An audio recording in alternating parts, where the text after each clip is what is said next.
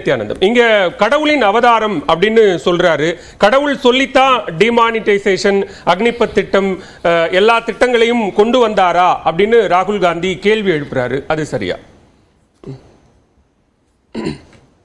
இந்தியாவை பொறுத்தவரையில் எது நடந்தாலும் ஆண்டவனுடைய ஆணையில் தான் நடக்கிறது.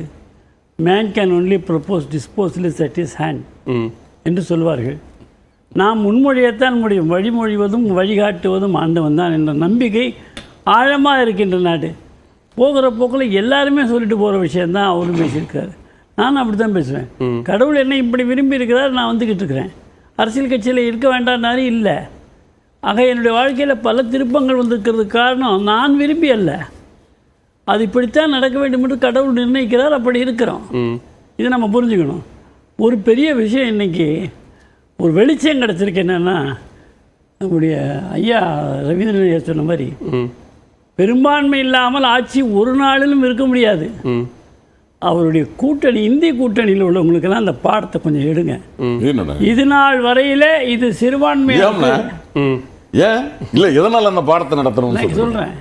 இது நாள் வரை இது சிறுபான்மை அரசு என்றுதான் சொல்லிக் கொண்டிருக்கிறார்கள். இது கூட்டணி அரசு தான்.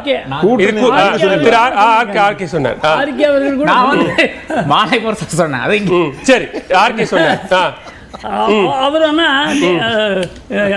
கருணாநிதி அவர்களுடைய ஆட்சியை கூட சொன்னார், அது சிறுபான்மை அரசுன்னு ஏத்துக்கிட்டார். நான் அவரை குறை சொல்ல விரும்பல. அந்த மாதிரி இதுவும் வந்து சிறுபான்மை அரசு தான். நான் சொன்னது சரிதான் சொல்றீங்களா? நீங்க சொன்னது சரியா இருந்தா எனக்கு மகிழ்ச்சி. சரி, இல்ல சரியில்லை, சரி முடிச்சிடலாம், நேரம் குறைவா இருக்கு, முடிச்சிடலாம். எல்லாரும் ஏத்துக்கிறாங்களா? இல்ல, கடவுளின் அவதாரம், கடவுள் சொல்லித்தான் எல்லாவற்றையும் செய்கிறேன் அப்படிங்கறத ராகுல் காந்தி அந்த கேள்வி கேள்விக்குள்ளாக்குறாரு. அப்ப ராராசா அவர்கள் பேசுனதை குறிப்பிட்டாரு. அவதாரம்னா நன்மை செய்யணும்னு. இது வரைக்கும் எந்த அவதாரம் நன்மை செய்திருக்கிறதா அவங்க ஒத்துக்கிட்டு இருக்காங்க? எனக்கு தெரியல. அவங்களுக்கு அவதாரத்து மேலே நம்பிக்கையும் இல்லை, கடவுள் மேலே நம்பிக்கையும் இல்லை. அப்போ நன்மை செய்யறதுக்கு தான் அவதாரம்னாக்க எந்த அவதாரம் நன்மை செய்துட்டு கொஞ்சம் சொல்லுங்க. இந்த மோடி அவதாரம் நன்மை செய்து கொண்டிருக்கு.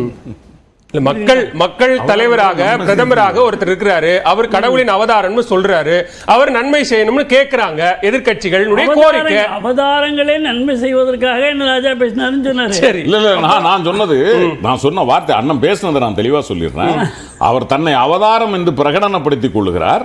அப்படி பிரகடனப்படுத்துவதாக இருந்தால் அவதாரங்கள் அவர்கள் பாணியில், உங்க பாணியில அவதாரங்கள் நன்மை செய்வதற்காகத்தான் அவதாரம் எடுக்கும் என்று சொல்லி இருக்கிறார்களே, எனக்கு நம்பிக்கை இருக்கா இல்லையாங்கிறது இல்ல.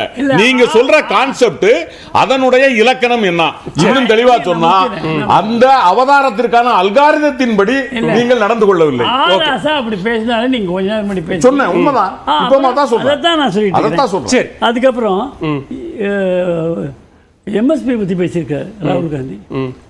சுவாமிநாதன் கமிட்டி வந்து ரிப்போர்ட் கொடுத்தது எப்போ? காங்கிரஸ் ஆட்சியில் இருக்கும்போது. சரி, அதையெல்லாம் வந்து சீட்டுக்கு கீழே போட்டு மேலே ஏறி உட்காந்துட்டாங்க. மோடி வந்த பிறகு தான் தட்டி எடுத்தார். 3 விவசாய சட்டங்களுக்கு எதிராக விவசாயிகள் நாடு முழுக்க கொந்தளித்து போராட்டம் நடந்தது எப்ப? அது விவசாயிகளையே தீவிரவாதிகள்னு சொன்னீங்கன்னு ராகுல் காந்தி கேட்டாரு. தீவிரவாதிகள் ஏன் சொன்னாங்க? காலிஸ்தான் கொடி ஏற்றுறதுனா சொன்னாங்க, செங்கோட்டையில கொடி ஏற்றுறதா சொன்னாங்க. எந்த கொடி வேணா இருக்கட்டும், எந்த கொடி வேணா இருக்கட்டுங்க, பாதுகாக்கப்பட்ட ஒரு கட்டிடத்து மேலே ஏறி ஏற்றலாமா? அதுதான் விவசாயிகள் வேலையா? அதனால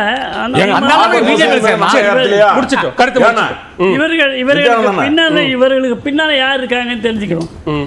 நரசிம்ம ராவ்னு ஒரு பிரதமர் இருந்தார். இருக்கிறதுலே காங்கிரஸ் நல்ல பிரதமர் அவர் தான். அந்த நரசிம்ம ராவே ஓட்டு பாராளுமன்றத்தில் பெறுவதற்காக பணத்தை கொடுத்தார் சிபு சோரன். அதற்காக தண்டிக்கப்பட்டவர். இது காங்கிரசினுடைய வரலாறு. அப்போ பெரும்பான்மை இல்லாத காரணத்தினால தானே காசு கொடுத்து ஓட்டு போட வைக்கிறாங்க. இது நம்ம மறந்துட, பாஜகவுக்கு பொருந்தாதா? அது பாஜகவுக்கு பொருந்தாதா? இல்லைங்க, இதை நம்ம மறந்துடக்கூடாதுங்கிற எல்லாருக்கும் வரலாற்று நினைவூட்டுறீங்க. எல்லாரும் அதுவும் காசு கொடுத்தாங்கன்னு நீதிமன்றத்தால் தண்டிக்கப்பட்டவர்கள். அமித்ஷாவை பத்தி ஓப்பன் சொன்னாங்க. சரி, அமித்ஷா காங்கிரஸ் ஆட்சியிலேயே குற்றமற்றவர் என்று சிறையிலிருந்து விடுவிக்கப்பட்டவர். அவர் மீண்டும் குஜராத்துக்கு போகலாம்னு அனுமதிக்கப்பட்டவர். அது உண்டா இல்லையா? அவங்க ஆட்சியில் இருக்கும்போது நீதிமன்றம் அமித்ஷா தளர்த்தப்பட்டது. என்னங்க நிபந்தனை தளர்த்தப்பட்டதுன்னு சொல்ற? ஆமா, அப்ப அவங்க ஆட்சியிலேயே தளர்த்தப்பட்டிருக்குனாக்க இல்லைன்னு அர்த்தம். தண்டிக்கப்பட்டது.